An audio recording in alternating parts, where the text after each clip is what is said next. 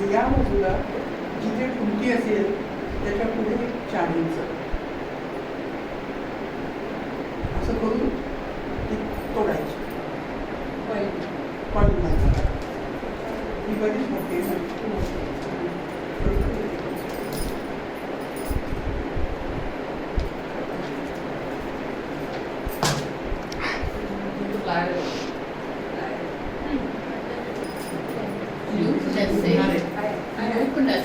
जागा सोडायची तारेला साठी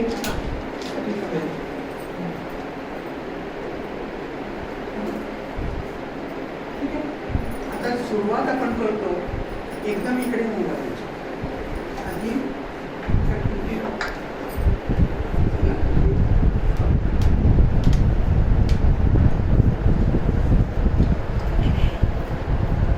आता इकडे लक्ष द्या तुम्ही. इकडे बऱ्याच वेळा काय असतं, इकडे खाचा असतात किंवा गोल असतं. आपल्या सत्रीला काय केलं हे बघा तुम्ही. नाही तर मग बरोबर फक्त आपण तार हे लावतो. इथे होल असतं, त्या होलमधनं होऊन इथे जात नाही, मग ती परत सगळी काढायला लागते. इथे काय आहे बघलं होल.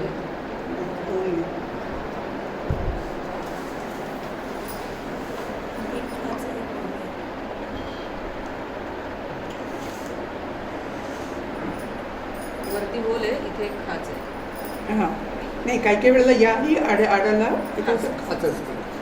इथून मग तार अशी खाली दाबता येते. आता या खुंटीला इकडे बघा तुम्ही.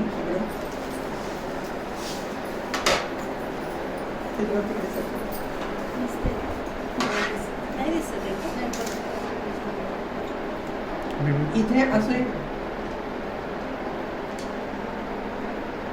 हे असं आधी ओवायचं. हां खुंटीत असं ओवायचं, मग परत एक वेढा घ्यायचा आणि परत असं ओवायचं. गेलं गेलं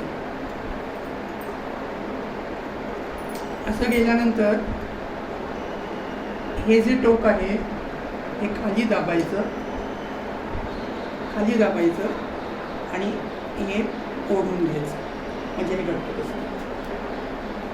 ठीक आहे. दिवा लागत होता किंवा पडदेसा हे झालं की हे असंच अजून घट्ट ठेवायचं.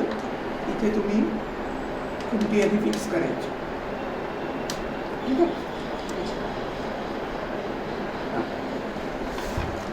मणी घालायचं राहिलं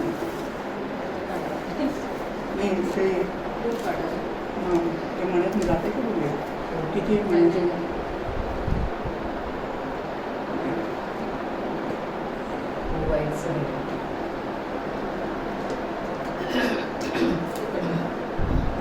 पटकन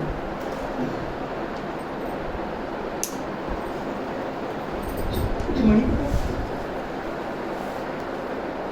तर हा मणी इथे आधी ओवून घेतो. तर मी तिकडनंच ओवून घ्यायला पाहिजे.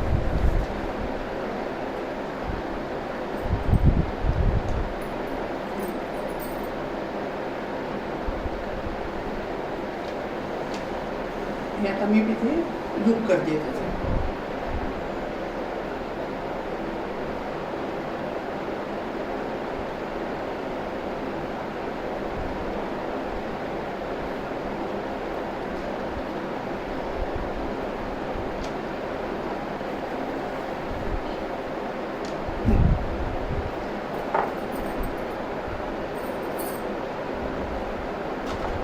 आता काढायचं, ब्रश काढा.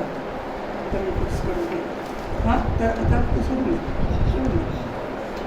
इकडे खुंटीला फिक्स केलेली आहे. इथे आता मी इथे फिक्स करणार.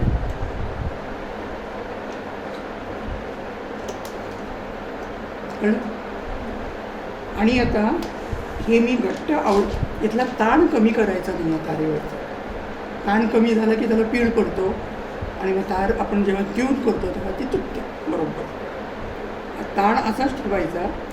आता हे जे आपण वेढे घेतलेले आहेत ते खाली दाबायचे फास आवडल्यासारखी, म्हणजे इथे घट्ट बसतं. आणि आता काय होतं, ट्युनिंग करताना ॲक्शन हीच होते पण परत परत आपली सतार उतरते. कारण इथे ताण वाढत जातो, फास घट्ट व्हायला लागतो आणि इथे आधीच आपण करून टाकतो. ठीक आहे. आता मी ताण कुठेही सैल केलेला नाही आहे, ही स्वतः मी अशी ठेवली. आता परत ही खुंटी काढायची.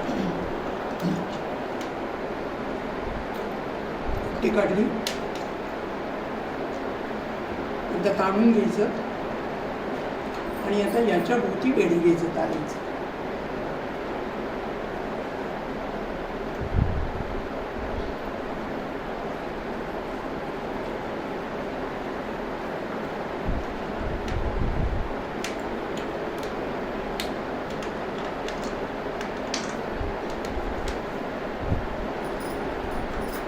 अगदी तिथे ठेवायचं राहिलं तर